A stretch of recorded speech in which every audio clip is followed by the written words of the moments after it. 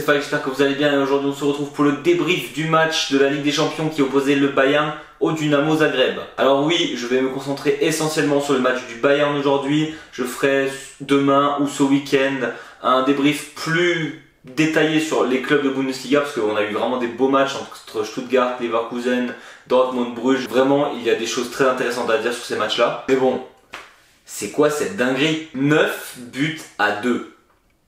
9 buts à 2. Le match, il allait dans tous les sens. Enfin, non, il allait surtout dans un sens. Bon, le débrief, on va essayer de le faire un peu plus détaillé que dire le Bayern a éclaté son adversaire, parce que c'est clairement ce qui s'est passé. Déjà, au niveau de la composition, on voit que à droite a joué Guerreiro. Alors d'habitude, il jouait plutôt à gauche ou en milieu défensif.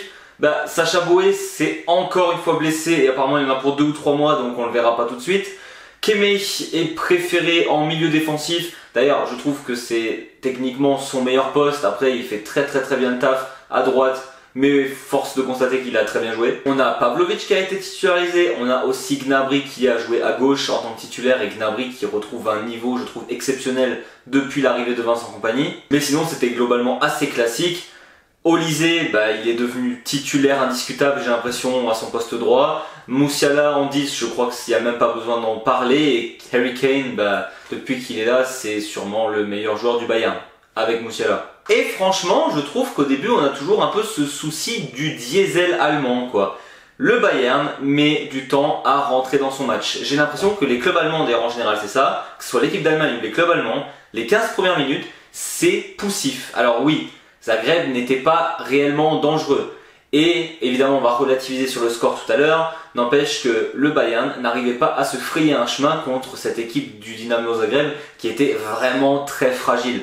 Sincèrement, je pense même pas que cette équipe arriverait à battre certains clubs de Ligue 2 en fait, allemande. Vraiment, c'est assez faible et on se dit bon, c'est quand que le Bayern va enfin trouver cette ouverture pour marquer. Pour marquer sans être hors jeu. Parce que en soi, 9-2 c'est très sympathique.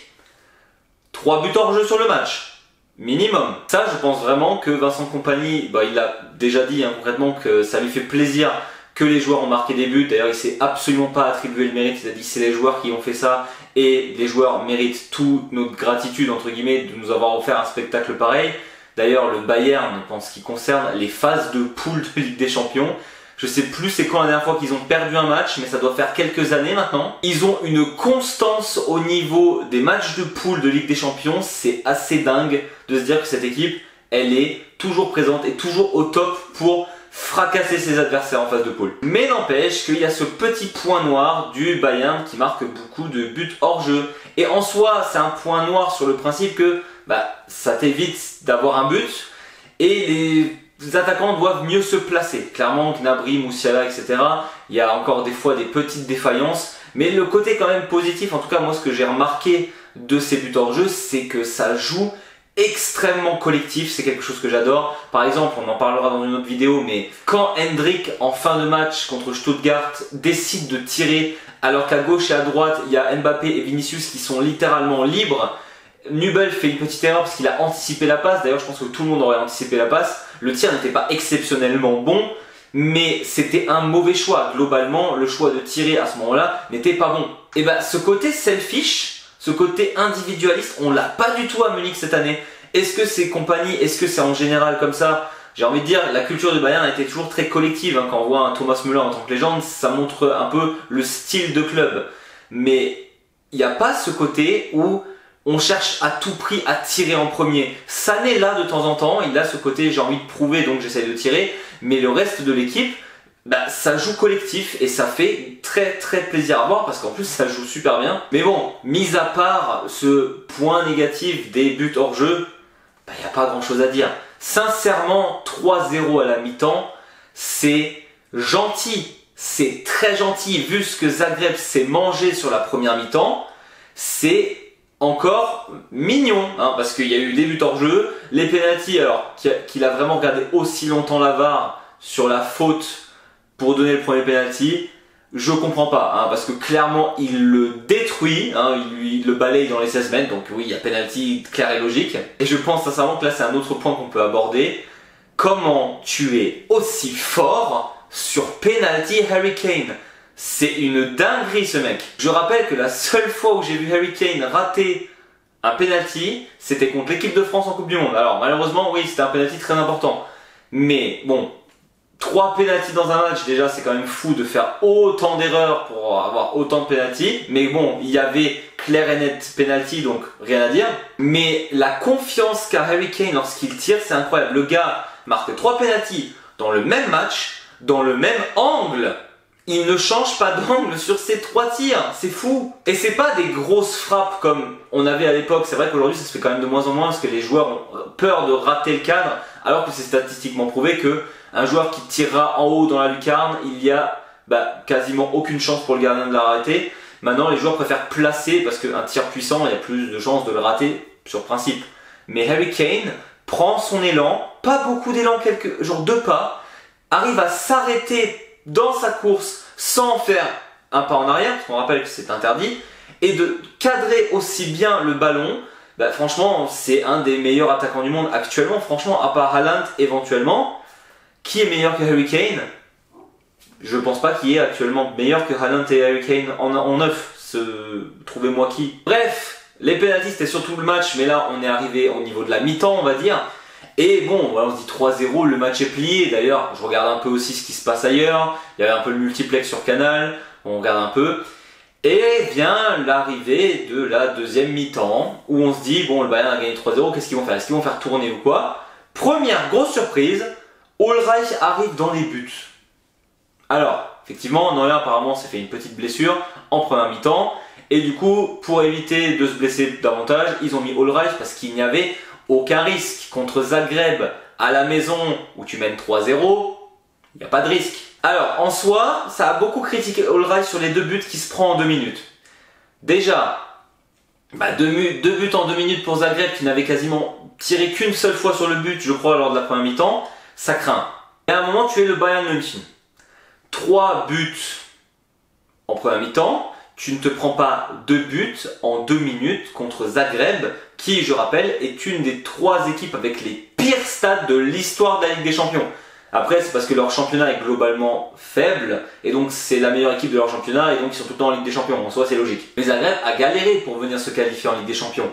Et là, que Zagreb te remonte, alors que tu mènes 3-0 et que tu es le Bayern München, franchement, j'ai quand même un peu stressé. À un moment donné, j'étais énervé, je fais les gars, vous abusez totalement. Et alors là, où sous Tuchel, j'ai pas envie d'accabler Tuchel parce qu'en soi, je pense pas du tout que ce soit un mauvais entraîneur. Il l'a prouvé avec Chelsea, il l'a prouvé avec Paris, il l'a même prouvé avec Dortmund et Mainz avant. Enfin bref, Tuchel c'est un bon entraîneur.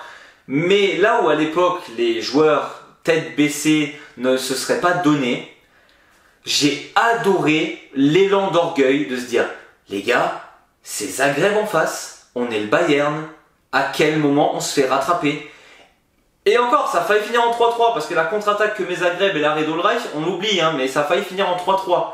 N'empêche qu'ils se sont comportés comme des patrons qu'ils sont, le Bayern était supérieur et a montré sa supériorité. Zagreb les rattrape de 2 buts, ils en remettent 6 après. Sans bavure, 6 buts, comme ça. Et ça, j'adore, c'est une mentalité de vainqueur, c'est une mentalité de champion, et c'est avec ce genre de mentalité qu'on va très loin. Alors évidemment, il y en a beaucoup qui rigolent parce que, ah là là, ils ont réussi à marquer plus de buts que contre Barcelone.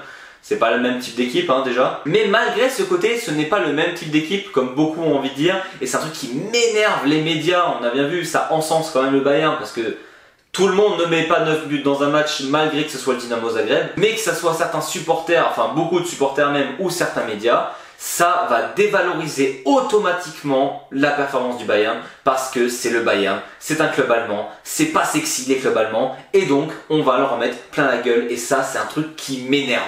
Parce que mettez le même score, si c'était le Real ou FC Barcelone, on en parlerait pendant 3 semaines sans problème.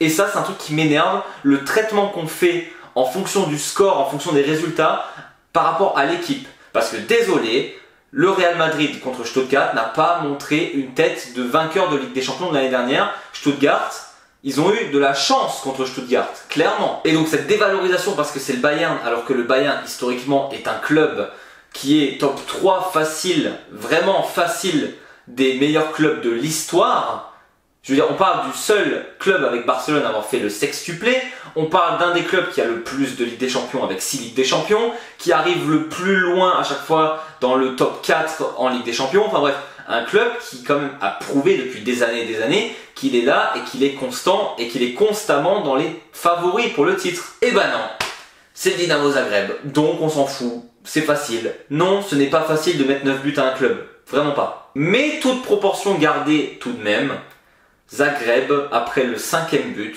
s'est montré totalement défaitiste, ce qui est normal. Ils venaient de remonter 2 buts, ils étaient plus qu'à 1 but du grand Bayern, et ils s'en prennent 3, 4, enfin bref, ils en prennent plein dans leur tête, les pauvres. Et à partir du 5-3, c'était fini, ils avaient abandonné de jouer. Ce qui est dommage, hein, parce qu'avec le nouveau format de la Ligue des Champions, le goal average compte. D'ailleurs, je pense que c'est pour ça que le Bayern en a mis des caisses. Ils sont premiers et je pense que là, après la première journée, il n'y a aucun monde où quelqu'un passe devant eux. En tout cas, je vois pas dans quel match on se trouve à 8-0 pour que la personne passe devant le Bayern actuellement. Et c'est pour ça que je disais dans l'autre vidéo, pour les petits clubs, ce format-là, ça les dessert complètement. Parce qu'un club comme le Dynamo Zagreb, qui pourrait se dire qu'ils ont de la chance s'il n'y a que 4 clubs, là, les grandes équipes ont envie de gagner, mais les grandes équipes ont envie de gagner parce qu'elles veulent avoir les points pour être dans le top 8 sur toutes ces équipes. Et avoir un bon goal average pour essayer éventuellement d'être dans ce top 8 si à un moment donné ça devient chaud.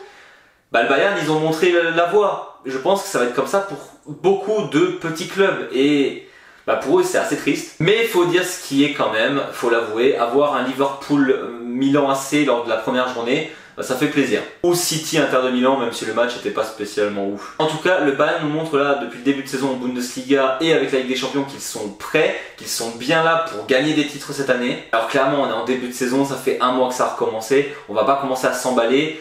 Avril-mai, c'est encore très loin. Comme dit dans cet effectif, on se dit une blessure ou deux et c'est fini. Bon, il faut quand même que je le cale quelque part. Ça m'a fait tellement plaisir de voir Goretzka marquer un but. Vraiment, sa situation actuelle, je ne comprends pas pourquoi il le laisse autant de côté. C'est un joueur, il a déjà prouvé qu'il était capable. Il est pas en fin de carrière, voilà, bref, il est mis de côté. Il est rentré dans ce match, il a marqué un but, vraiment ça fait tellement plaisir de voir ça et j'espère que Goretzka aura de plus en plus sa chance cette année et qu'il ne sera pas uniquement mis de côté. Là où je vous parle, je ne sais pas encore ce qui s'est passé pour Leverkusen, j'ai vu le match de Dortmund, ce qui s'est passé aussi avec Stuttgart. Leverkusen et le RB Leipzig, on verra ce soir. D'ailleurs, Leipzig Atlético, gros match en perspective je pense. Mais bon, forcément avec un score aussi historique, il fallait en parler. Je pense qu'ils auraient vraiment voulu claquer les 10 buts, ça aurait été incroyable. Mais voilà, le Bayern se montre, le Bayern remontre son identité offensive qu'on a perdue depuis quelques temps. Ça fait vraiment plaisir, on a un sacré spectacle pour l'instant avec cette équipe et j'espère vraiment que ça va continuer comme ça. Voilà, sur ce, si vous avez aimé cette vidéo, n'hésitez pas à mettre un petit pouce vers le haut ou un commentaire, à partager ou à vous abonner. On se retrouve très vite pour le débrief des autres clubs de Bundesliga en Ligue des Champions. Et d'ici là, je vous dis, servus. En plus, j'avais mes petits maillots de l'Oktoberfest, c'est d'actualité.